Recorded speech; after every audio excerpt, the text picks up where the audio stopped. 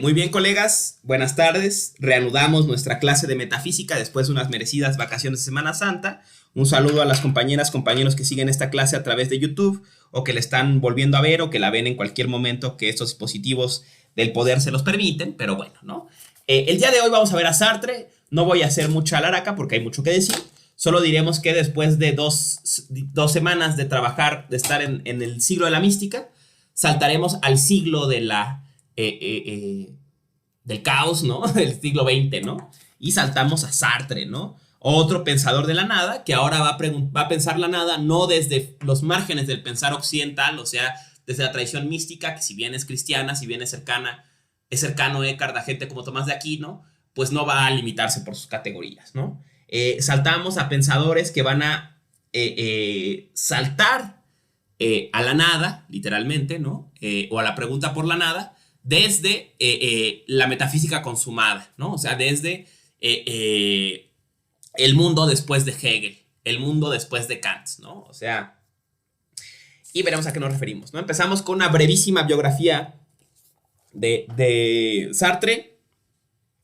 Sartre nace en 1905, su papá estaba conectado a la marina, muere a los 2 años, su madre, que era prima de Albert Sartre, Albert no sé qué, que ganó el Nobel, regresa a la familia de su padre, ¿no?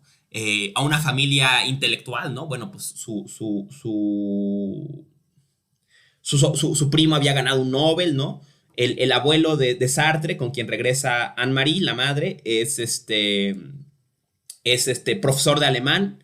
Y esto le va a dar 2 grandes herramientas a Sartre, ¿no? Una, su cercanía a la lectura, ¿no? Al mundo literario y al mundo intelectual. Y otra, su habilidad para el alemán, ¿no? Que será importante adelante, ¿no? En los 20 Sartre se empieza a interesar por Bergson, ¿no?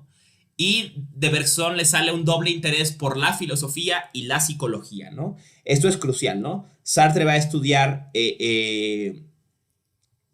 o el pensamiento de Sartre, sobre todo temprano, va a moverse entre la sociología, la física, y sobre todo entre la filosofía y la psicología, ¿no? Se recibe en 1928 la normal superior no se recibe como psicólogo, o sea, Sartre es, digamos, de licenciatura psicólogo, y va a estar en un momento muy interesante en la normal superior, en la época en la que está él en la normal. Va a coincidir con Hippolyte, va a coincidir con Simone Weil, va a coincidir con Simone de Beauvoir y va a coincidir con Merleau-Ponty, ¿no? Varios pensadores cruciales de la tradición francesa que van a estar cursando la licenciatura básicamente al mismo tiempo y que mantendrán redes de contacto, algunas incluyan fricciones, ¿no? Toda su vida, ¿no? En 1927 está dando clases de alemán para sostenerse Sartre, y va a recibir a un personaje misterioso, ¿no? A un varón que viene de Japón, ¿no? A Kuki. Kuki llega de Japón, se forma en Francia, se forma en Europa y toma clases en su tiempo en Francia de alemán con Sartre, con este joven estudiante de psicología, con interés también en la filosofía, ¿no? Y en sus pláticas recibe de Kuki la pista de que algo está pasando en Alemania, ¿no? De que algo interesante está pasando en Alemania, particularmente en Friburgo, ¿no?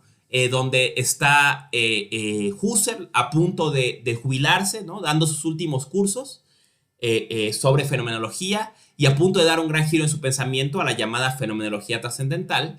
Y por otro lado, su ayudante, en un momento ayudante de maestro, está a punto de tomar la cátedra del profesor, y para eso está a punto de publicar una obra crucial, Ser y Tiempo, y bueno, nos referimos obviamente a Heidegger, ¿no? Que en su momento estaba empezando su carrera académica como titular después de haber sido ayudante de Husserl y de algún modo su mano derecha durante un tiempo en los últimos años de cátedra de Husserl, ¿no? En Friburgo. Pronto este interés se ve renovado porque en 1929 va a ir Husserl a París a dar las famosas lecturas de París, de las cuales hablaremos un poco adelante, ¿no? Y de estas lecturas van a ser en Sartre el interés por la fenomenología y el deseo de interpretarla y a su modo llevarla a Francia, ¿no? Eso lo va a llevar a que en 33 parte hacia Berlín y va a estar un año en Alemania, donde va a entrar en contacto con Husserl, va a entrar en contacto con Heidegger y va a entrar en contacto con Levinas. Estalla la guerra en 39, se le envía al frente como meteorólogo del ejército, en 40 es detenido por los alemanes y es preso de guerra entre 40 y 41. Cuentan que durante este tiempo que está preso es preso de guerra, lee Ser y Tiempo, ¿no? Entonces estaba leyendo Ser y Tiempo mientras estaba preso, ¿no? En 41 es liberado y vuelto a la Francia ocupada por los nazis.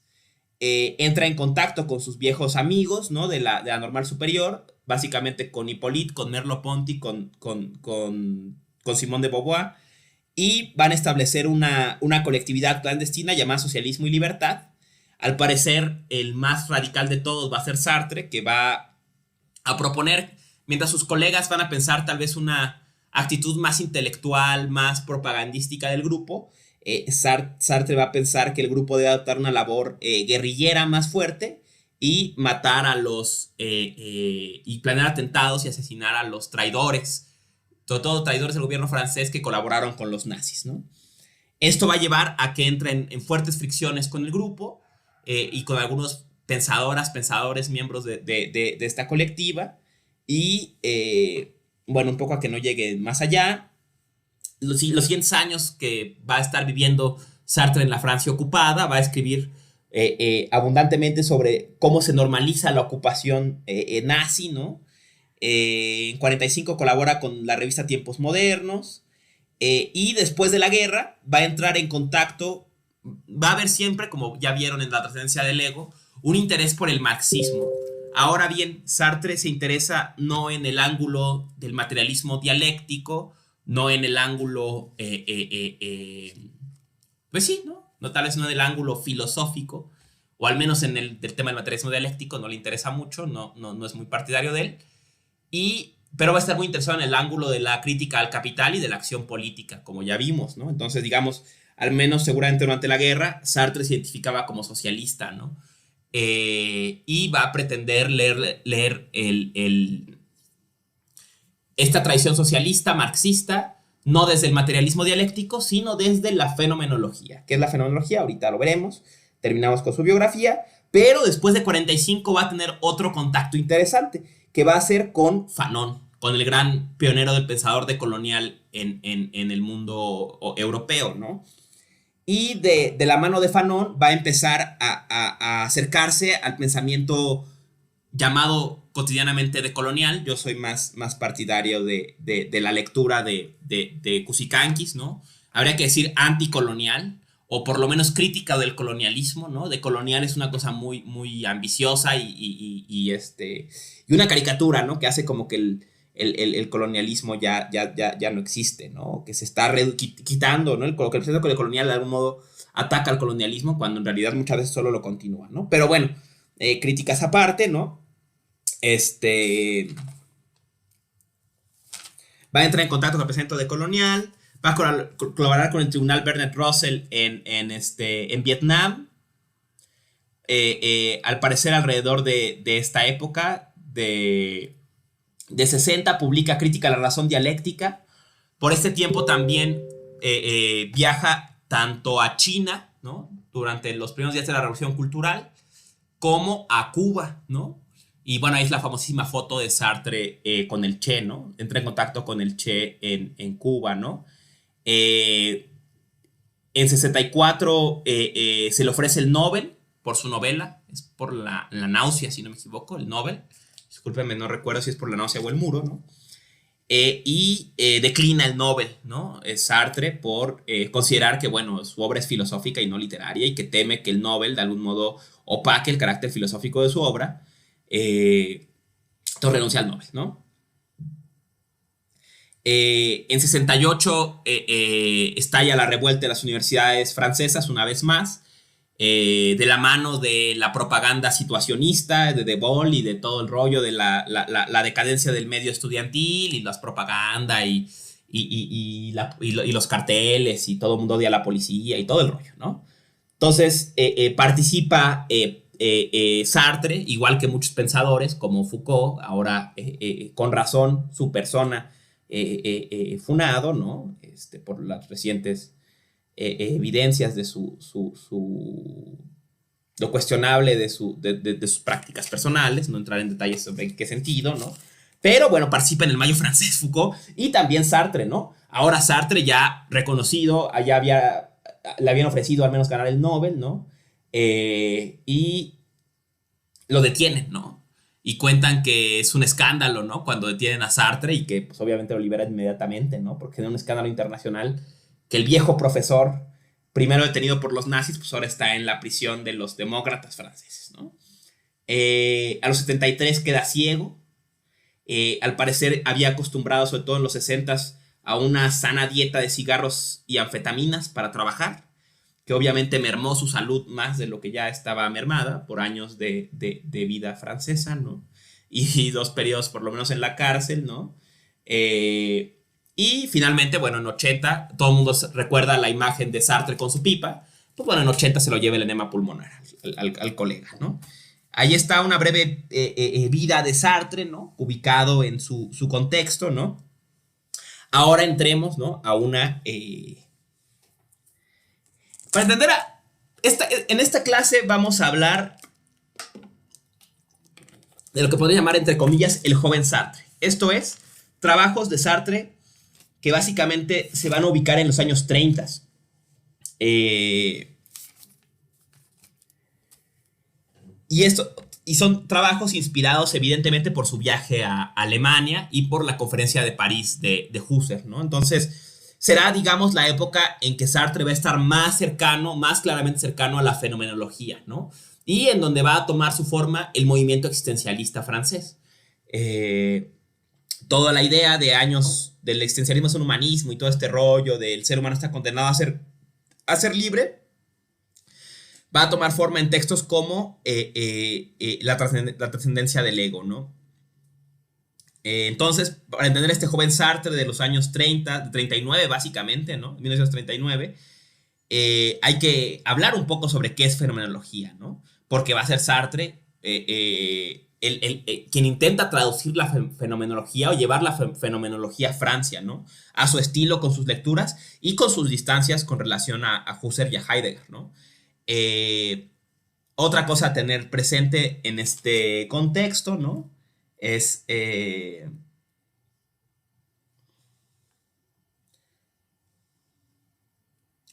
bueno, no se me ocurre qué más tener presente sobre eso. Ah, bueno, otra cosa obvia, ¿no? Sartre, ya lo notaron al leerlo, una de sus grandes riquezas.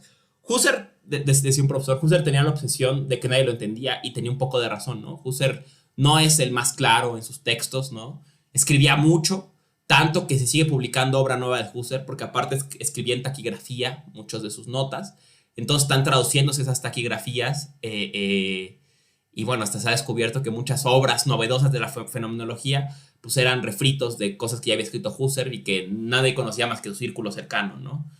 Como Merleau-Ponty. Pero bueno, bueno, pirateando cosas de Husserl, ¿no? Pero chismes aparte, ¿no? Entonces Husserl siempre tenía la sensación de que nadie lo entendía, ¿no? Sartre le pasa lo contrario, ¿no? Un poco yo siento que Sartre y Nietzsche en esto se parecen mucho. Tienen la bendición y la maldición de tener una pluma formidable.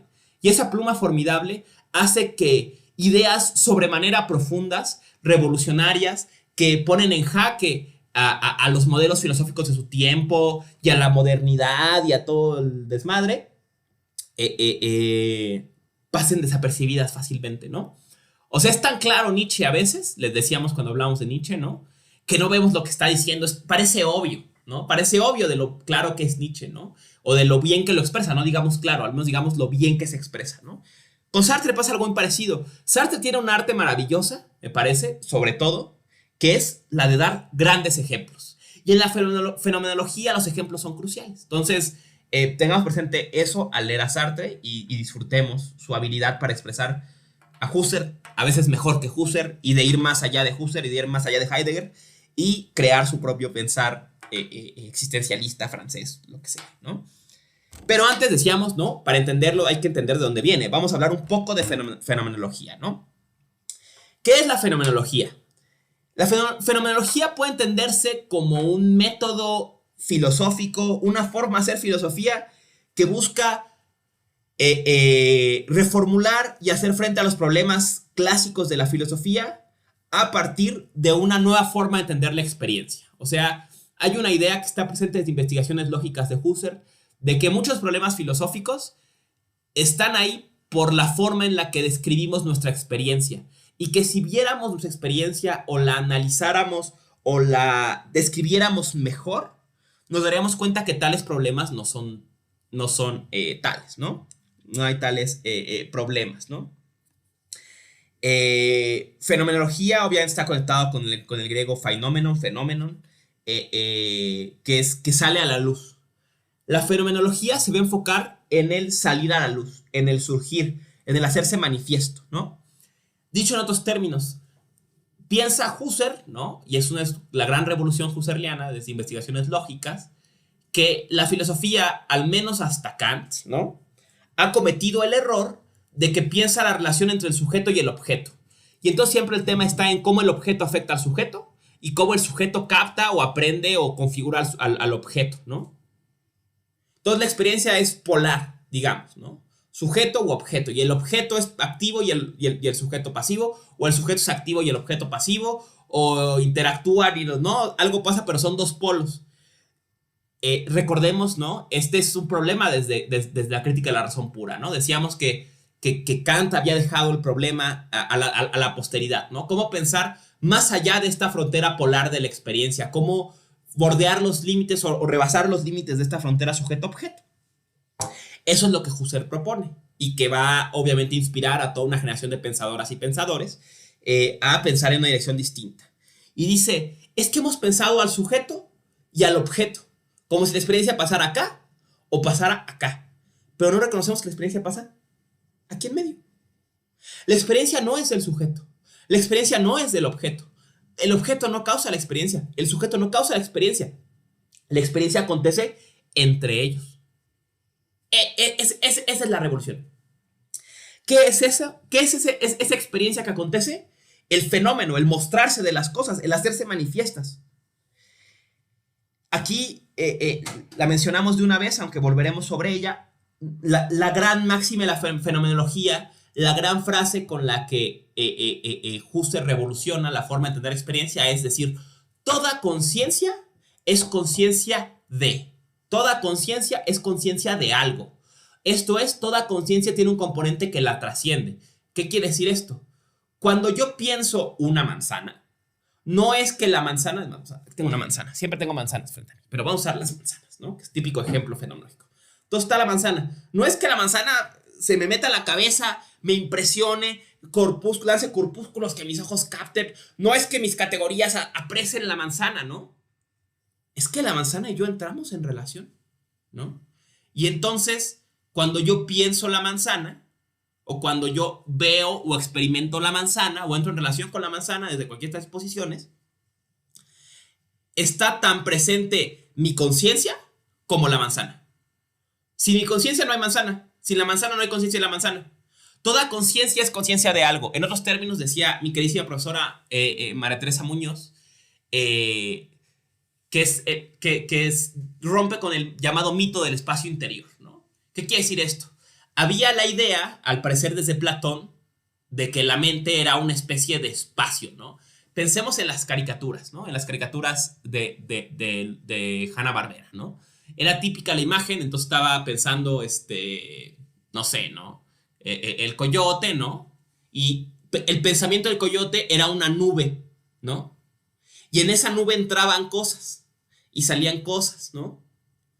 Entonces esta idea de que la mente es un lugar en donde metemos cosas, ¿no? Y las guardamos y luego las sacamos, y ¿no? Pero la mente está ahí.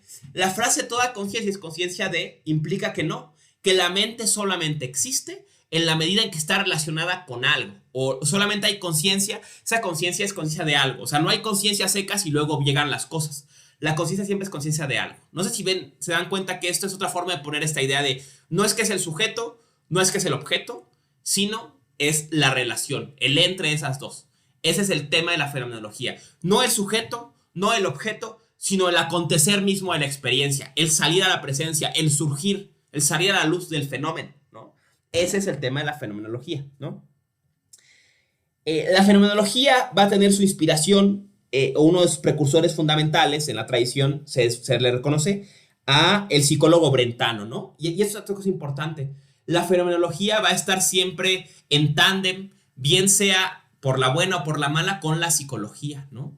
Porque parece que las dos están encargadas de describir la conciencia y cómo funciona la conciencia y cómo nos abrimos al mundo. Entonces, o se ayudan o están peleadas, pero siempre hay un tema ahí con la psicología, ¿no? Sartre era psicólogo, ¿no? Pero también Brentano era psicólogo y en 1874 publica Psicología. El libro Psicología es una perspectiva empírica, ¿no? Y justamente va a plantear esto, ¿no? O sea, que un error ha sido entender las emociones, por ejemplo, de una forma objetiva, como si fueran objetos fuera, ¿no? Y es un error categorial que se sigue cometiendo, ¿no? O sea, por ejemplo, seguro han oído esta idea, ¿no? De que la felicidad es la serotonina. Y él decía, no, eso es equivocado, ¿no? Esa es una mala forma de describir la felicidad, ¿no? Decía, describir la felicidad en términos de serotonina es como escribir el enojo en términos de enrojecimiento de la cara. No es que no tengan relación, no es que cuando te enojes, cuando dices estar feliz, tu cerebro, y si alguien estudia tu cerebro, vería que está liberándose serotonina. No es que cuando estés enojado no se te enrojezca la cara, pero simplemente no son exactamente la misma cosa. Y entonces, la gran revolución de Brentano es decir, las emociones no pueden estudiarse de forma objetiva, o sea, como objetos, o en otros términos, no pueden estudiarse desde la perspectiva de tercera persona, desde fuera. La única forma de entender las emociones es experimentándolas. O sea, la única forma de entender la tristeza es a través de la tristeza misma. Porque la tristeza no se nos da como un objeto, se nos da como una disposición afectiva que nos atraviesa, ¿no? Y aquí también se introduce otro tema fundamental de la fenomenología, particularmente en Sartre, Heidegger y otros pensadores, que es las disposiciones afectivas, ¿no? O sea, nuestra experiencia siempre está templada. Siempre el mundo no se nos abre sin más y luego nos ponemos tristes. El mundo se nos abre con miedo, con tristeza, con alegría, con tedio, y el mundo cambia según cómo se nos abre, desde qué disposición afectiva, ¿no? En fin, aquí un giro de Brentano, que luego va a retomar Sartre en su bosquejo de la teoría de las emociones, que no veremos en esta clase, pero bueno, mencionarlo que también es contemporáneo de estos textos. El bosquejo de la teoría de las emociones, y en la trascendencia del ego hay un poco del bosquejo de la teoría de las emociones, ¿no? Un texto más cargado a la psicología. Pero bueno, ¿no? Ahora entramos a cómo Sartre se introdujo en la fenomenología, y para ello sigamos el mismo camino que siguió él, y vamos a remontarnos a las conferencias de París, ¿no? Entonces, las conferencias de París de Husserl, ¿no?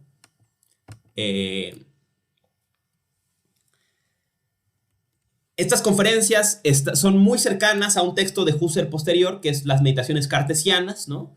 Y va básicamente a adoptar la misma estrategia, ¿no? Va a intentar explicar por enésima vez qué es fenomenología, o qué es la fenomenología, y para ello va a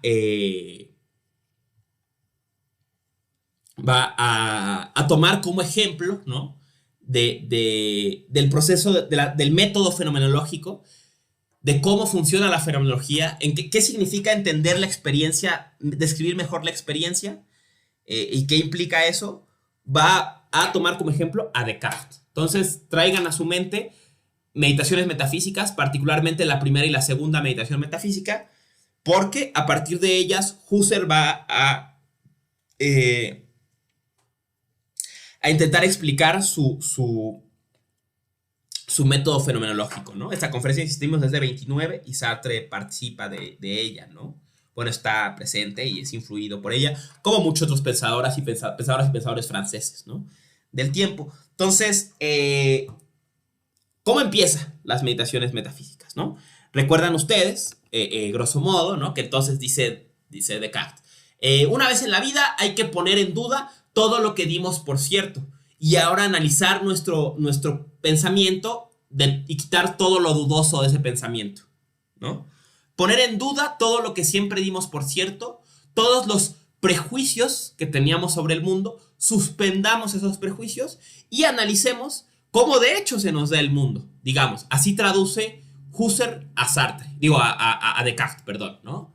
O sea, esta duda cartesiana, ¿no? Esta duda metodológica, que hay que recordar que es metodológica, ¿no? O sea, el método de Descartes era poner en duda todo lo que siempre dio por cierto, todos sus prejuicios, para ver ahora sí cómo la experiencia misma nos arrojaba que era el mundo, digamos, ¿no? A este procedimiento de suspender el prejuicio, Husserl le llama epogé. Esto es la epogé, la suspensión de los prejuicios. El primer paso para analizar la experiencia es suspender nuestros prejuicios, ¿no? O sea, la forma en la que el mundo cotidianamente lo interpretamos, lo leemos, ¿no? Las creencias que tenemos sobre él y suspendidas esos prejuicios metodológicamente, esto es, haciendo el esfuerzo de no introducirlos en nuestro pensar, ver qué de hecho nos da la experiencia. Por ejemplo, ¿qué prejuicio habría que suspender? Desde Descartes lo sabemos, ¿no? La idea de que allá afuera hay un árbol, ¿no? La idea de que esa manzana existe independientemente de cómo la vemos, ¿no? ¿Qué tal si estoy dormido? ¿No? No entra Husserl en la justificación de por qué ponerlo en duda, pero simplemente dice, suspendamos el prejuicio de que la experiencia que tengo de la manzana es causada por una cosa manzana que existe independientemente de mi percepción y de que cualquier persona la perciba. Eso yo no sé. Puede ser que sí, hay razones para creer que sí o que hay razones para creer que no, pero suspendamos ese prejuicio y analicemos qué de hecho me arroja la experiencia, ¿no? Eso es practicar la epogé, ¿no? Entonces reconoce, dice Husserl, ¿no? Al hacer este procedimiento, reconoce Descartes una distinción crucial, ¿no? Que el mundo es trascendente, o sea, está más allá de mi conciencia, ¿no? Y que en cambio mi conciencia, es trascendental. O sea, puedes cuestionar, recordemos, ¿no? La frase de Descartes, ¿no? Puede ser que no exista nada y que estén engañándome, pero al menos me engañan a mí. El engaño me pasa a mí. La experiencia de ser engañado la estoy teniendo yo, ¿no? Entonces, eso no lo puedes poner en duda, ¿no? Entonces, el mundo es trascendente, el yo trascendental, ¿no? Y ahora, claro, reconoce con razón Husserl, ¿no? Como lo hizo Descartes, ¿no? Bueno, como Descartes no lo hizo con claridad, pero Husserl sí. Este yo trascendental no es mi yo natural, o sea, no es Emiliano, es la conciencia, ¿no? Digamos en otros términos, ¿no? Si el mundo se abre a la experiencia, esa experiencia es la experiencia de alguien, es mi experiencia, ¿no? La experiencia de un yo trascendental. Luego, a partir de esa experiencia, doy forma o constituyo, veremos en Sartre, ¿no? A un yo histórico natural que es Emiliano, ¿no? Pero de entrada, aquí solamente hablamos del yo trascendental, o sea, de que a alguien le pasan todas estas experiencias, ¿no? Piensa Husserl, ¿no? Veremos con Sartre que esa idea se pone en duda, ¿no? Trascendente y trascendental, ¿cuál sería? Bueno, recuerden a Kant, ¿no? Lo trascendental, que es lo que está justificado en la propia estructura de la experiencia. Lo trascendente es lo que está más allá de la experiencia, ¿no? Recordamos esa idea de Kant, ¿no? Aquí se sigue adoptando una distinción entre trascendente y trascendental, ¿no? La cosa en sí es trascendente en Kant y la estructura de la subjetividad es trascendental, ¿no? O justifica cosas de forma trascendental, ¿no? Grandes rasgos la distinción, ¿no? Eh, pero bueno, dice Husserl, ¿no? Vamos aquí a una cita de Husserl, ¿no?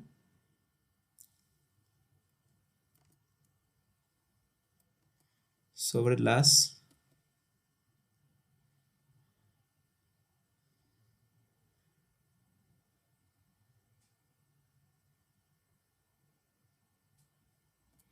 a ver, denme un momento.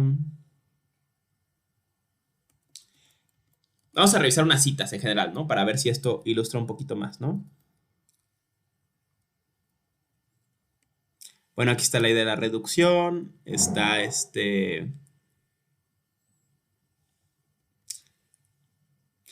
Dice, aquí damos ahora, siguiendo enteramente a Descartes, el gran giro que correctamente efectuado conduce a la subjetividad trascendental. El giro hacia el ego cogito como base de juicio última y apodícticamente cierta, sobre la cual fundarse toda filosofía radical. Por eso, ¿cuál fue el resultado de la pretensión de realidad de este fenómeno de ser? El ser o la ilusión, él mismo, como fenómeno mío, no es ciertamente una nada, sino precisamente lo que hace lo que hace por todas partes posible para mí el ser y la ilusión. Y de nuevo, si me abstengo, bueno, hasta ahí, ¿no? Esa cita vemos ahí, entonces, la subjetividad trascendental en Husserl, ¿no? La duda cartesiana puede pensarse como un solipsismo, o el solipsismo es evitado por la existencia del Dios, ¿no? Bueno, ese es un tema en Descartes, ¿no? Descartes va a reconocer a través de Dios a las otras conciencias, lo sabemos en la tercera meditación, y al mundo objetivo, ¿no? Pero en el caso de Husserl, ¿no? Husserl evade este problema del solipsismo porque no estamos hablando de mi conciencia en el sentido de mi conciencia personal, ¿no? Sino de que siempre hay un polo de conciencia en la experiencia, digamos, ¿no? O sea, yo no sé, dicho en otros términos, traduciendo esta idea de la subjetividad trascendental en Husserl, y van a ver, porque este punto es el que Sartre cuestiona en la trascendencia del ego, ¿no? Entonces van a ver que no está tan sólido, ¿no? Pero Husserl piensa que no sabemos qué hay detrás de la experiencia. O sea, ¿qué es el objeto? ¿No? ¿Qué de hecho es el objeto que se me aparece? ¿Qué hay detrás de ese objeto? Pero sabemos, ¿no? Que cualquier experiencia que hay es mi experiencia. Es experiencia de alguien. No necesariamente de yo, Emiliano, ¿no?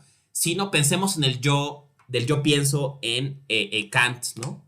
Un poco ese tipo de idea es la que está rescatando aquí Husserl, ¿no? Que veremos que justamente es... La epogé, saben ustedes, es un concepto de la tradición escéptica griega, ¿no? La epogé es la suspensión del juicio, ¿no? El escepticismo suele pensarse más como un poner en duda, ¿no? Pensemos en el escéptico de Descartes, ¿no? Es un ejercicio metodológico para poner en duda nuestros prejuicios, ¿no? Y pensar la experiencia independientemente de prejuicios, ¿no? Un poco algo así hace o piensa Husserl, eso es la epogé, ¿no? La epogé es tomar todos esos prejuicios sobre la experiencia, o que pesan sobre la experiencia, o que codifican la experiencia, e intentar ver la experiencia, digamos, pura, como se da en sí misma, ¿no? Insisto, pensemos en este ejemplo, ¿no? O sea, yo suelo pensar que la manzana, la experiencia de la manzana, está causada por una cosa manzana que es independiente de mi experiencia. Pero eso no me lo da la experiencia misma. O sea, en ningún lugar veo que la manzana es independiente de mi experiencia. Entonces, si quiero analizar la experiencia, no tengo que negar que exista la manzana, sino solamente basta, suspendamos por un momento ese juicio sobre que la manzana existe independientemente de la experiencia que tengo de ella, y analicemos la pura experiencia de la manzana y veamos qué nos arroja esa experiencia, ¿no? Esa es la función de la epogé, ¿no? Ese es justamente el tema de la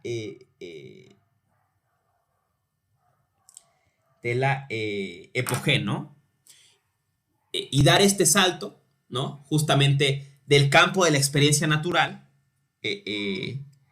al campo de la descripción de la experiencia a partir del yo trascendental, piensa Husserl, es lo que se llama reducción fenomenológica, ¿no? O sea, reducimos, digamos, retiramos, ¿no?, todos los prejuicios que tenemos cotidianamente a través de la epogé y nos quedamos con el puro darse de la experiencia, cómo se nos presenta, ¿no? Esa es la idea de Husserl, ¿no? Es lo que él creía que había que hacer. Que ese era el método que él proponía para la filosofía. Quitar nuestros prejuicios de la experiencia e intentar analizar la pura experiencia y ver si con ese análisis de la experiencia sin prejuicios resolvíamos problemas filosóficos, ¿no?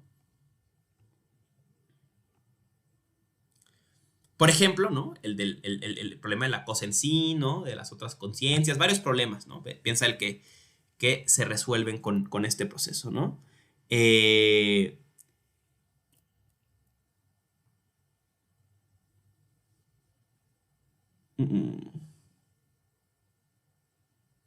Dice, así pues, esta inhibición universal de toda toma de posición sobre el mundo objetivo que llamamos epogé fenomenológica. Todo lo mundano, todo el ser espacio-temporal es para mí gracias a que yo lo experimento, lo percibo, lo recuerdo, pienso de cualquier modo en él, lo juzgo, lo valoro, lo deseo, etc.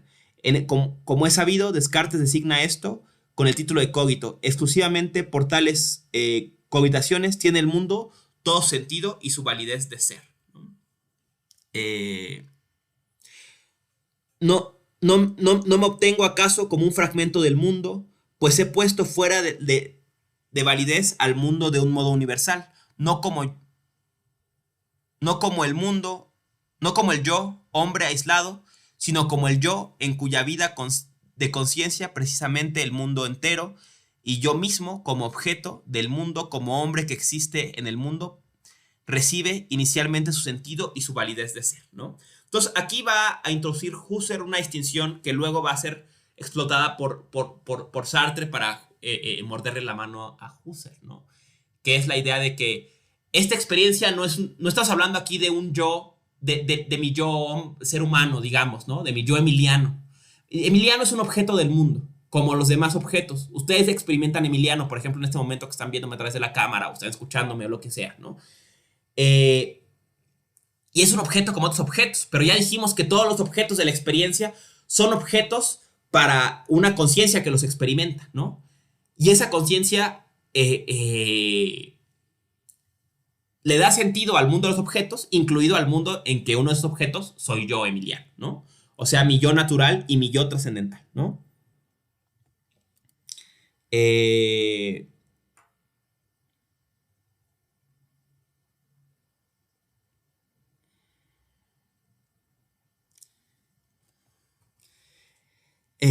Dice, bueno, ¿qué perdemos, no? Dice, perdemos todos nuestros prejuicios, dice, pero a cambio me he ganado a mí y ahora a mí únicamente como aquel yo puro con la vida pura y la capacidad pura,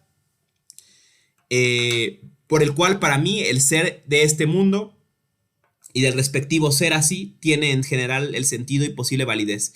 Si llamamos al mundo trascendente, ya que es su eventual no ser no suprime mi ser puro, sino que lo presupone, llamamos entonces trascendental a este mi ser puro o mi yo puro, dice Husserl, ¿no?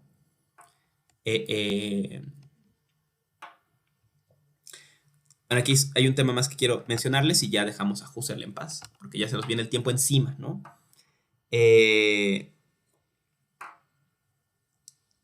Usa varios términos, ¿no? En estricto sentido, suspender los prejuicios es epogé, ¿no? La reducción fenomenológica implica, al menos en este momento de su obra, adoptar la posición del yo trascendental, digamos, ¿no? Suspender los puros prejuicios es epogé, ¿no? A veces se confunde y no es difícil porque son casi lo mismo, ¿no? Al menos en estos textos, reducción fenomenológica y epogé, ¿no? Pero sí hay una pequeña distinción, ¿no? Perdón, texto equivocado. A quien está viendo en YouTube, no lea nada que diga ahí, ¿no? Dice, bueno, aquí dice, para no hacernos ya más bolas, porque ya me preocupó lo del tiempo, ¿no? Dice,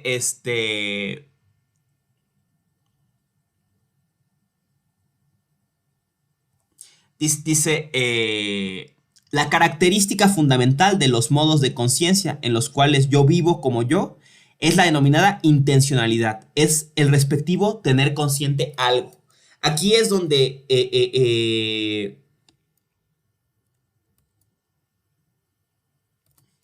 donde Husserl le va a sacar la vuelta a Descartes, ¿no?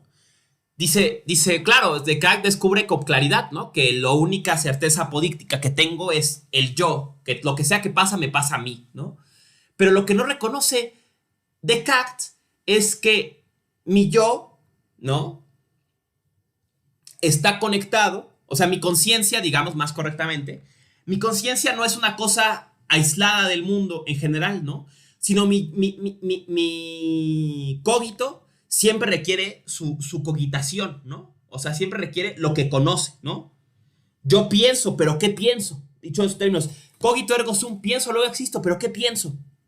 Siempre pienso algo. Y en ese sentido, la conciencia siempre es conciencia de algo, ¿no? Y aquí entra el giro. Realmente lo que rescata Husserl, piensa Descartes, digo, lo que rescata Descartes, piensa Husserl, ¿no? No es al yo pienso, sino al yo pienso asociado a algo, ¿no? Yo pienso algo, ¿no? Entonces, tengo al cogito y tengo también a la cogitación, ¿no? O sea, lo conocido, ¿no? Digamos, ¿no? Y ese es el tema de la fenomenología, ¿no? O sea, una certeza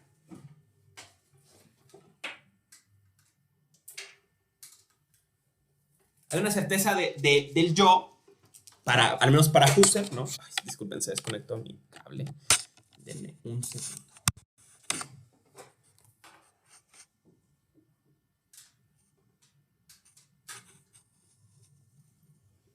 Hay una certeza del yo para Husserl, ¿no? Del yo pienso, pero el giro que le dice, que da él, como ya vimos, es no nada más pienso algo.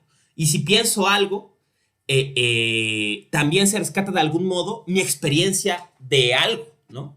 Sea lo que sea que hay detrás del mundo trascendente, ¿no? O sea, puede ser que no haya manzanas objetivamente, que vivamos en Matrix, pero nadie me va a cuestionar ni que yo pienso, diría Descartes, y Husserl le agrega, pero ni que yo pienso algo, ¿no? Usando el ejemplo de Matrix, ¿no? Siempre cito el ejemplo de este Cypher, ¿no? Él dice, yo sé que no hay salmón, pero siento el sabor del salmón, ¿no? Descartes vería ese ejemplo y diría, claro, el genio maligno puede hacerme dudar de todo menos de que yo pienso. Y Husserl le agregaría, y de que yo pienso el salmón, o que yo experimento el salmón. Puede que no haya salmón objetivamente, que no sea el salmón como cosa, pero sí, mi conciencia siempre está abierta o volcada al mundo, ¿no? Ya conciencia, este lazo, digamos, entre conciencia y mundo, entre cogito y cogitatum, ¿no? Es la intencionalidad, ¿no? Él le llama ego cogito de Descartes, cogitatum, o sea, el ego que conoce lo que conoce, digamos, ¿no? Y a este lazo con el mundo le llama intencionalidad, ¿no? Notan de inmediato que no es nada claro Husserl, ¿no? Y que introduce una posición muy kantiana del yo trascendental, ¿no? Que ya vieron ustedes que pues, no es o sea, su función es compleja, ¿no? Y justo esas dos cosas son las que Sartre nos va a aportar, ¿no? Cuestionar el yo trascendental y explicarnos a Husserl de una forma mucho más afortunada, ¿no? Entonces, ya vieron lo poco claro, ahora vamos a ver lo maravillosamente claro, ¿no? Y leemos, ¿no? Voy a casi leerles casi íntegro, porque es un texto brevísimo, pero de los mejores textos en la fenomenología. Una idea fundamental de la fenomenología de Husserl, la intencionalidad, ¿no? Un texto de 39, que de algún modo es un intento de Sartre de presentar al público francés las cosas que había aprendido de la mano de Husserl y de Heidegger, ¿no? Entonces empieza, ¿no? Dice, él la comía con los ojos. Esta frase y otros muchos signos indican bastantemente la ilusión común al realismo y al idealismo, según la cual conocer es comer. Dice, oh, filosofía alimentaria, ¿no? Esta frase parece de Nietzsche, ¿no? ¿Qué significa conocer es comer? Conocer es comer quiere decir, existe la idea de que, exacto, que conocer es meterse algo a la cabeza. Bien sea que la conciencia no haga nada y el mundo te impacte contra ti, o bien sea que el mundo no haga nada y tú vayas y lo captures y te lo metes a la cabeza. Pero conocer es comer, conocer es devorar, ¿no? acusa Sartre, ¿no? Que esta es la lectura común tanto a idealistas como realistas, ¿no? Quien sea que se ponga del lado del objeto o del lado del sujeto, tiende a creer que conocer es comer, ¿no? Y eso es un error, ¿no? Piensa él, ¿no? Continúa Sartre, ¿no? Contra la filosofía digestiva del empirocriticismo, del neocantismo, contra el psicologismo, Husserl no se cansa de afirmar que no puede disolver la cosa en la conciencia. ¿Veis este árbol? Sea, pero lo veis en el lugar mismo en que está, al borde del camino, entre el polvo, solo y retorcido por el calor, a 20 leguas de la costa mediterránea.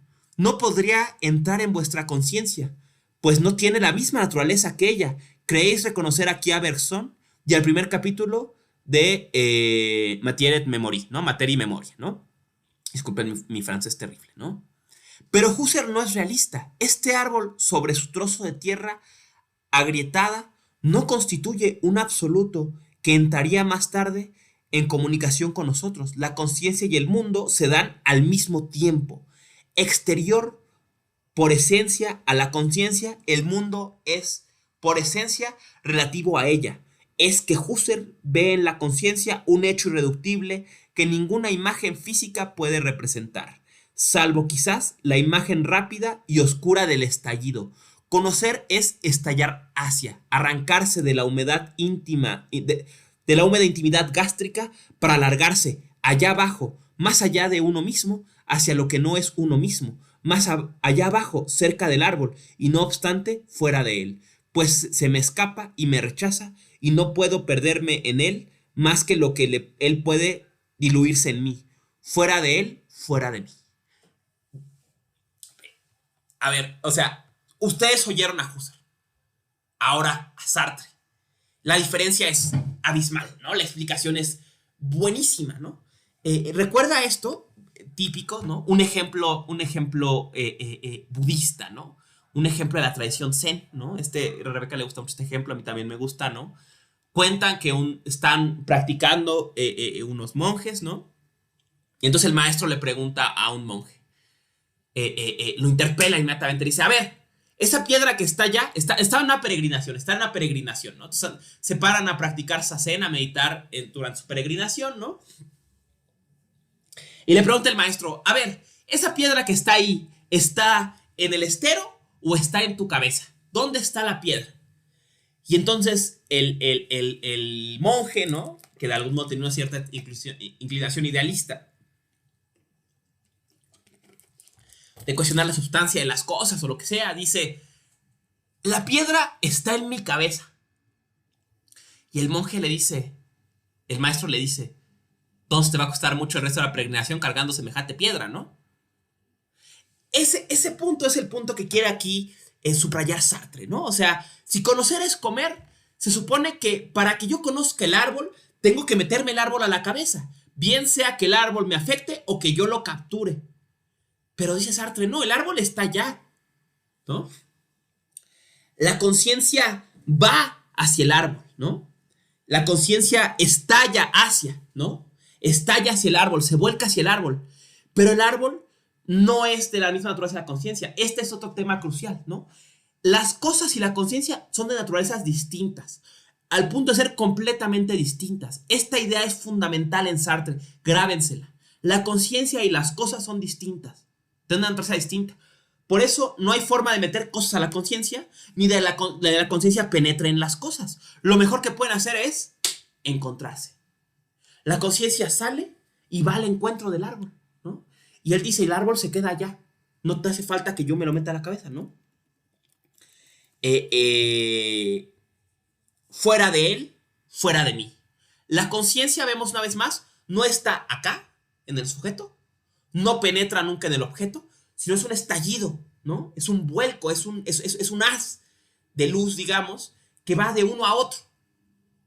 No existe en la conciencia, no existe en la intimidad gástrica, dice bellamente Sartre, ¿no? No penetra en la cosa, sino existe entre las dos. Eso es fenomenología, el estudio de ese entre. ¿Cómo se llama ese entre? Sigamos a Sartre. ¿no? Dice, al mismo tiempo, la conciencia se ha purificado, es claro como un gran viento, nada hay ya en ella, salvo un movimiento para huir, un deslizamiento fuera de sí. Si por imposible entrase en una conciencia, serías presa de un torbellino que os arrojaría fuera junto al árbol, en pleno polvo, pues la conciencia carece de interior. Esa frase es bellísima. La conciencia no tiene interior.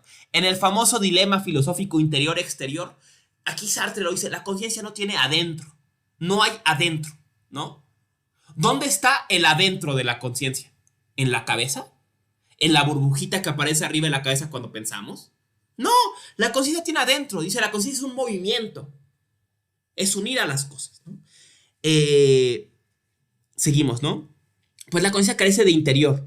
No es más que un exterior de ella misma. Y son esa fuga absoluta y esa negatividad a ser sustancia la que la constituyen como conciencia. Imaginaos ahora una serie ligada de estallidos que nos arranca a nosotros mismos, que nos dejan ni siquiera aún nosotros mismos, al mismo tiempo necesario para formarse detrás de ellos, sino que nos lanzan al contrario más allá de ellos, al polvo seco del mundo, a la tierra ruda, entre las cosas. Imaginaos que somos rechazados y abandonados así por nuestra naturaleza misma en un mundo indiferente, hostil y reacio.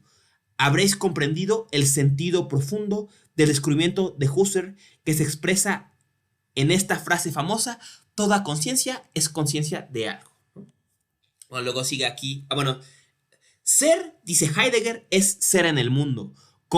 Comprende este ser en él en el sentido del movimiento. Ser es estallar en el mundo, es partir de una nada, de mundo y de conciencia para de pronto estallarse conciencia en el mundo.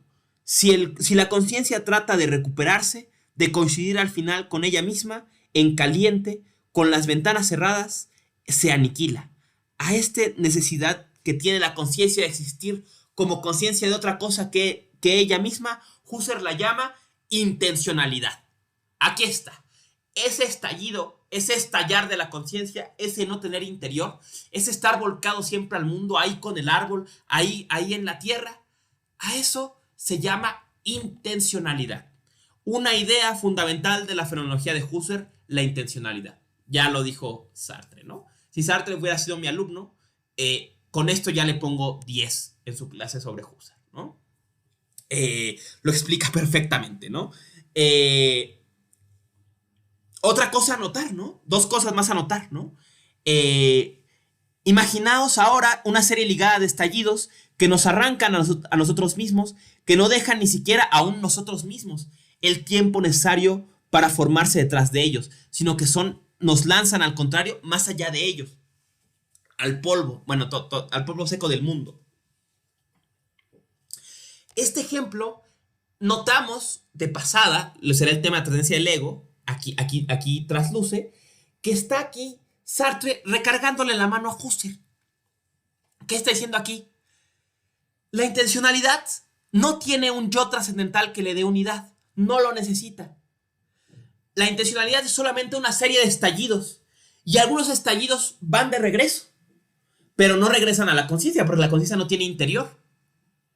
En su regreso, en este proceso de especulación, de reflexión, ¿no?, de volver sobre sí, crean o dan forma al yo natural, o sea, a lo que él llama el moi, o sea, a Emiliano.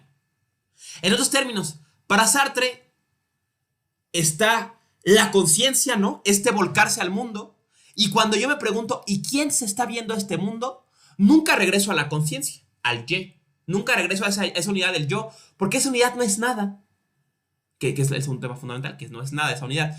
A lo que regreso es al moi, o sea, a un constructo de un objeto, a un objeto que constituyo entre los otros objetos, ¿no?, que llamo Emiliano. Esto será más claro en el siguiente texto, pero vean cómo ya está aquí el recargón. No hay yo trascendental. No hay un nosotros mismos, dice Sartre, en pocas palabras, cometiendo el parricidio, ¿no?, contra las conferencias de París, ¿no? Y otro tema, ¿no?, importante, ya lo decía, ¿no?, es ser, dice Heidegger, es ser en el mundo, comprende este ser en en el sentido de movimiento. Ser es estallar en el mundo, a partir de una nada de mundo y de conciencia para de pronto estallarse conciencia en el mundo. Una de las obras clásicas de Sartre de esta época, ¿no? La obra que, digamos, compila estas ideas, que fue muy popular en los años 60, ¿no? Es El ser y la nada, ¿no? Aquí vemos a qué se refiere a grandes rasgos con el ser y la nada, ¿no? Vemos los dos polos. El mundo, digamos, a donde está volcada la conciencia, ¿no? Es donde está el ser, ¿no? Es donde existen las cosas que son. Y como nunca puede volver a su origen, ese origen no es. En otros términos, ¿qué es el ente? Le podemos preguntar a Sartre. Y Sartre diría, el mundo. El mundo al que va la conciencia. A donde estalla la conciencia, eso es el ser. Dicho en otros términos. La dirección del estallido de la conciencia, eso es el ser.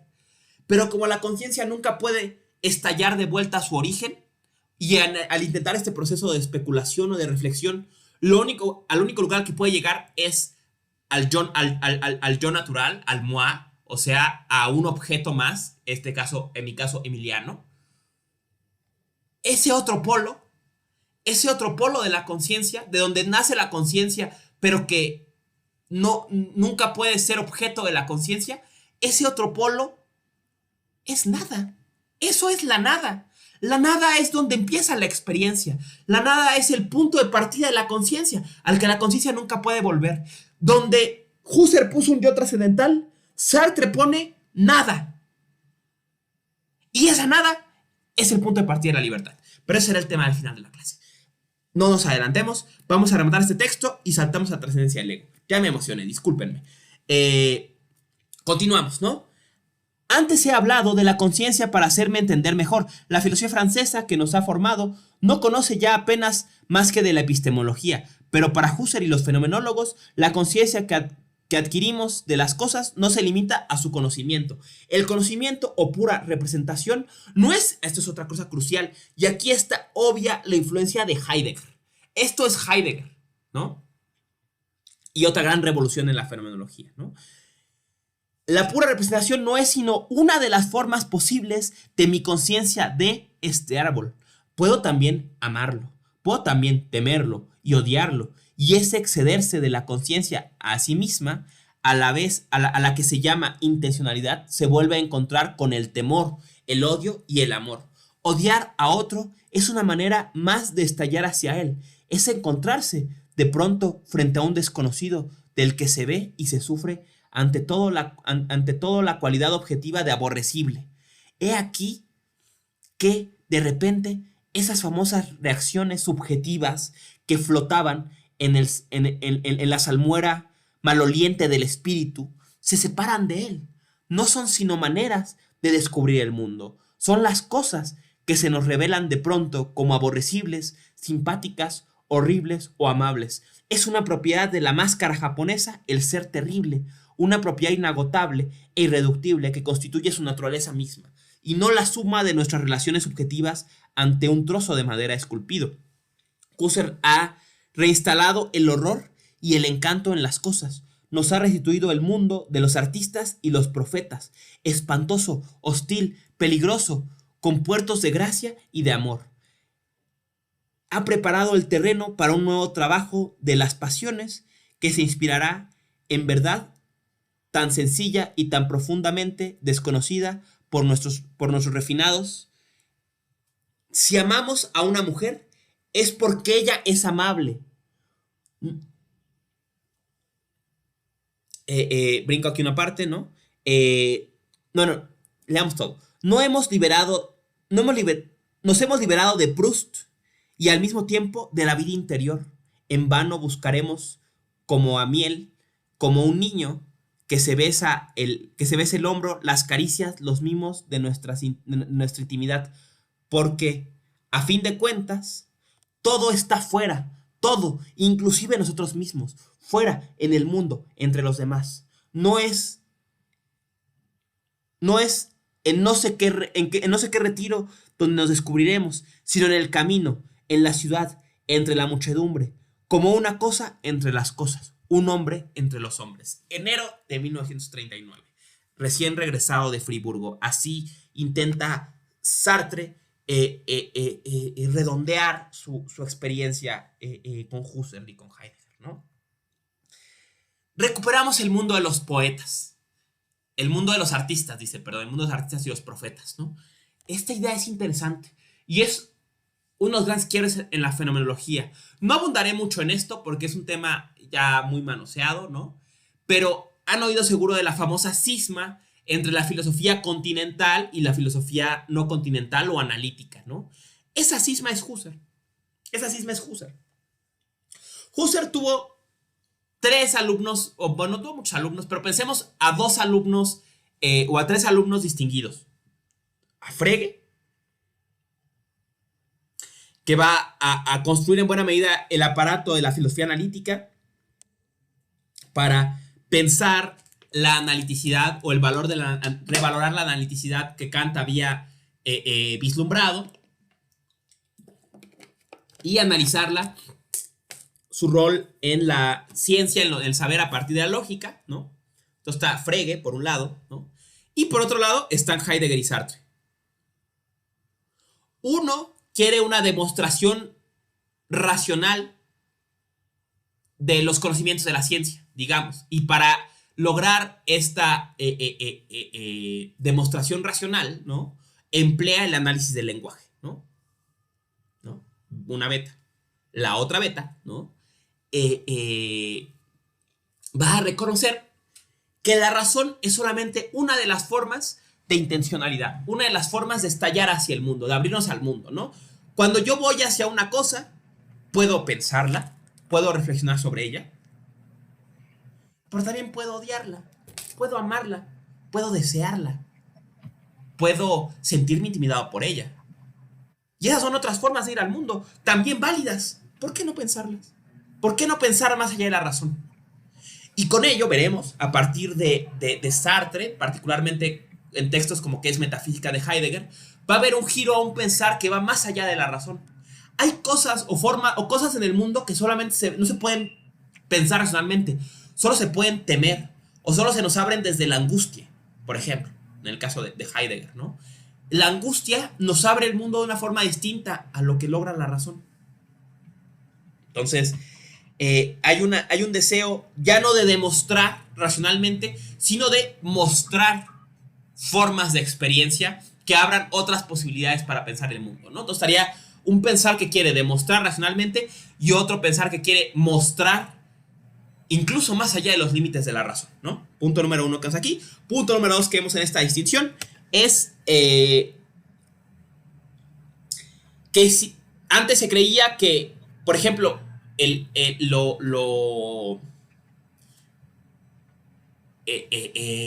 las propiedades de las cosas, ¿no? Digamos, lo apetecibles, pensás el ejemplo de la máscara japonesa. No, la máscara japonesa no es que sea terrible, es que yo la veo terrible o yo la experimento como terrible, ¿no? Pero ¿quién yo la experimenta, no? La propia conciencia va a esas cosas desde la disposición del terror, digamos, ¿no? Entonces la máscara misma, como la conciencia es un polo, o el nacimiento de la conciencia, el polo del nacimiento de la conciencia es una nada, la que nos es inaccesible, ¿no? El terror no puede estar de ese lado, tiene que estar del lado de la cosa, ¿no? Del lado del vuelco a la cosa, ¿no? La forma en la que se usa esa cosa es terrible, es aterradora, ¿no? No es que ella sea neutral y yo la vea aterradora, ¿no? La propia forma en que se muestra es aterradora, digamos, ¿no? En fin, ¿no? Entonces, vamos a entrar en este rato que nos queda a la trascendencia del ego. Ya mucho está claro, espero. Este texto de Sartre creo que es el más claro, lo más claro que hay, tal vez yo diría, de la fenomenología en general, ¿no? Y ahora vamos a ver la revolución. Este texto es anterior, ¿no? Es de 34, ¿no? Es de previo a el viaje a Friburgo, ¿no? No, este es justo el regreso del regreso a Francia, ¿no? La intencionalidad es un texto un poco posterior, ¿no? Es justo cuando regresó de sus clases, ¿no? Elabora este libro, ¿no? o este, bueno, artículo largo, digamos, porque en realidad es bastante breve, ¿no? Es sorprendente que lograra tanto en algo tan breve, ¿no? ¿Qué quiere en este texto? Ya lo vimos, ¿no? Cuestionar el yo trascendental de Husserl y pensar una fenomenología sin ego, ¿no? Dice literalmente en su intención, ¿no? Quisiéramos mostrar aquí que el ego no está ni formalmente ni materialmente en la conciencia, está fuera en el mundo, es un ser del mundo, como el ego del otro. En otros términos, el yo no está dado siempre como condición en todas nuestras representaciones. El yo es un objeto en el mundo y de hecho la conciencia, en su sentido más puro, no tiene yo. ¿Qué quiere decir con esto? Vamos a recorrer el texto un poco rápido porque el tiempo apremia y quiero que veamos a Simone de Beauvoir y cómo Simone de Beauvoir va a seguir el ejemplo de Sartre de cometer el parricidio y ahora va a cuestionar a Sartre y sin duda, seguramente la crítica de Simone de Beauvoir va a ser unas cosas que va a lanzar a Sartre al pensamiento decolonial, ¿no? O anticolonial o como se le quiera llamar, ¿no? Vamos a ver. Aquí usa una idea genial, ¿no? Dice.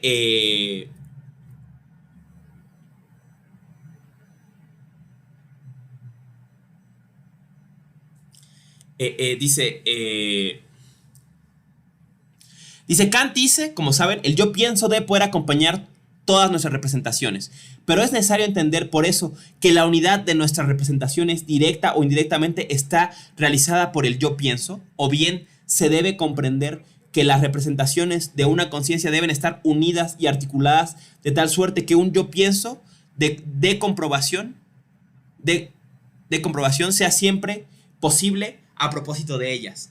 Esta tercera cuestión se plantea, bueno, el yo que encontramos en nuestra conciencia es posible por la unidad sintética de nuestras representaciones o bien es el que unifica de hecho las representaciones entre ellas, ¿no? Aquí usa un giro, un truco genial Sartre, ¿no? O sea, dice Kant, ¿no? El yo debe poder acompañar todas nuestras representaciones. Pareciera sugerir Sartre. Si dices debe poder acompañar todas las representaciones, ¿quiere decir que de hecho no las acompaña siempre? ¿Por qué no decir el yo es fundamento de todas las representaciones y las acompaña siempre? Cuando digo debe poder, es como si dijera a todas las representaciones siempre les puedo poner un yo después, ¿no? Obviamente no es lo que Kant quería decir. Esa es la trampa de Sartre. Le cambia la jugada. Si el yo debe poder acompañar todas las representaciones, o sea, siempre es posible agregarle yo pienso a cualquier cosa que pienso, o yo hice tal cosa a cualquier cosa que hice, eso quiere decir que en su sentido más puro, las representaciones no tienen yo, y que solamente es un momento secundario en el que ese yo se agrega. Eso es lo que Sartre quiere. Eso es lo que Sartre quiere llegar, ¿no? En las primeras páginas va a decirnos, hacer una declaración de principios clara sobre qué quiere hacer, ¿no? Aquí los leo, son 4 principios, ¿no? Leo dice,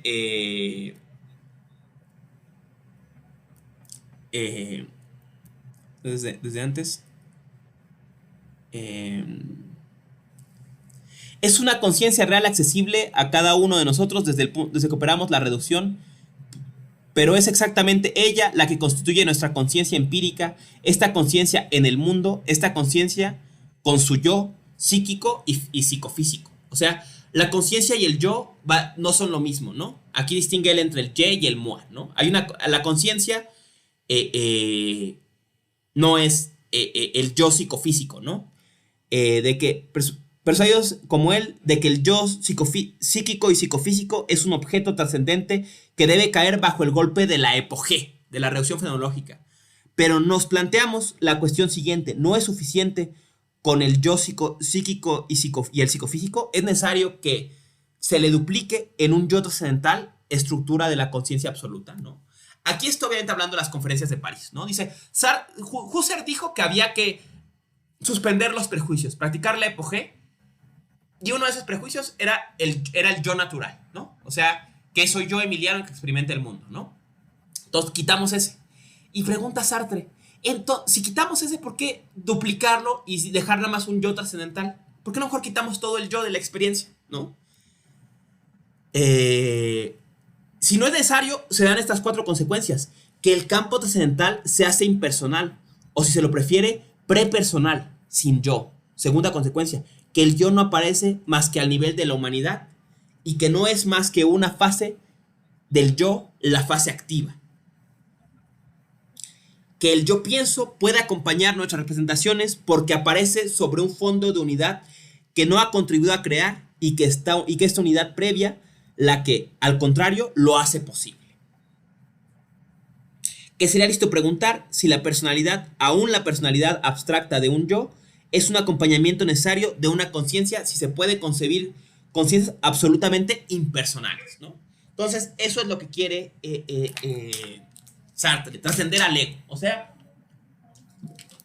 quitar al yo de la fenomenología, ¿no? Del campo trascendental, al menos, digamos, ¿no?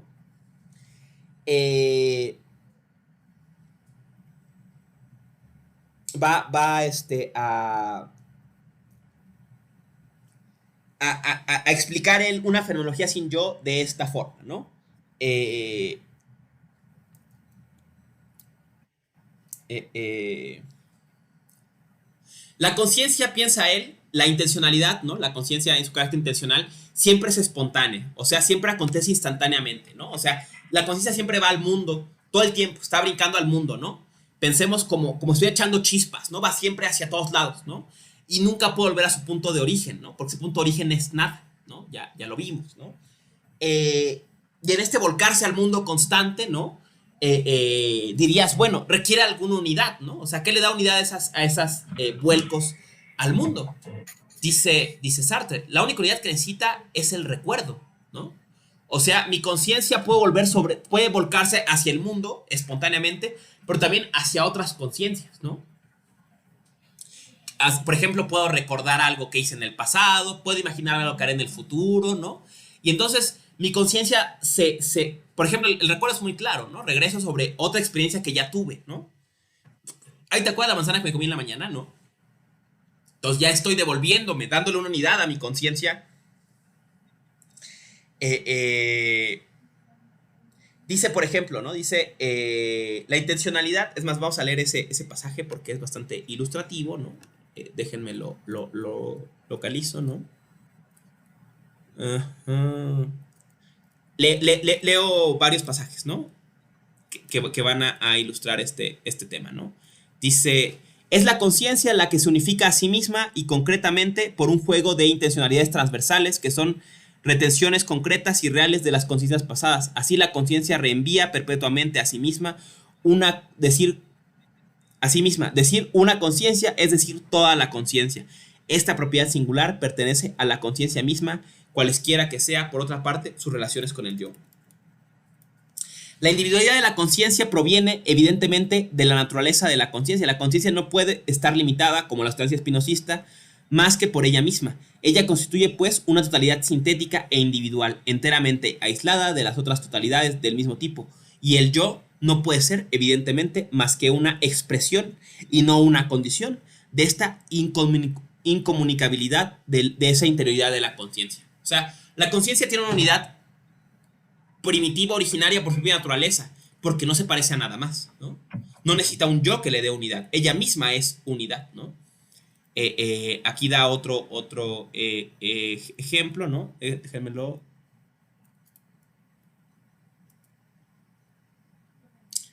Localizo el de 2 más 2 es 4, ¿no?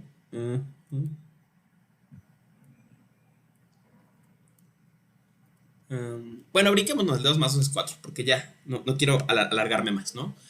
¿Qué piensa Sartre en última instancia, no? Sartre piensa que la experiencia, en sentido más puro, si aplicamos la epogé, reconocemos que acontece en un campo en el que no hay yo. En sentido, la experiencia más pura no tiene yo. Él usa este ejemplo. Dice, cuando se te está yendo el camión, tú piensas, ay, yo, Emiliano, estoy perdiendo el camión. Dice Sartre, no. Piensas, el camión. Hay los frijoles. ¿No?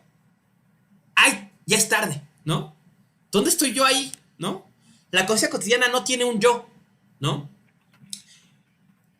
Es difícil hacerlo, ¿no? Pero en su experiencia cotidiana están siempre volcados al mundo. La botella de agua, hay el teléfono, hay el cuaderno, ya está acá, ¿no? Entonces estoy yo ahí, ¿no? Y dice Sartre, el yo, claro que existe, ¿no? Pero es una expresión objetiva, un objeto que expresa la unidad de la conciencia fundamental, ¿no? Y que se agrega a través de un proceso muy peculiar. La conciencia sabemos que siempre va hacia el mundo, siempre va hacia el ser, digamos, hacia lo que es, ¿no? Va hacia los entes siempre, ¿no? Hacia la botella de agua, hacia la manzana, ¿no? Y lo hace patente. ¿Qué pasa cuando la conciencia va de regreso, ¿no? Cuando se reflexiona, pensemos en el acto de vernos en un espejo, de la reflexión, ¿no? O sea, entonces el haz de conciencia va y cuando rebota, ¿a dónde regresa? Sabemos que no puede regresar al origen de la conciencia porque ese origen es una nada. Pero a donde puede regresar, y a donde regresa de hecho, en el acto de reflexión, es al moi. O sea, al yo psíquico o psicofísico, al yo natural. En dos términos, a Emiliano. O sea, mi experiencia es impersonal, no requiere un yo. La experiencia es impersonal. Pero cuando reflexiono sobre quién tiene esa experiencia, surge Emiliano, en mi caso. En su caso surge Juanito o Panchito o quien sea, ¿no? Y Emiliano es un objeto.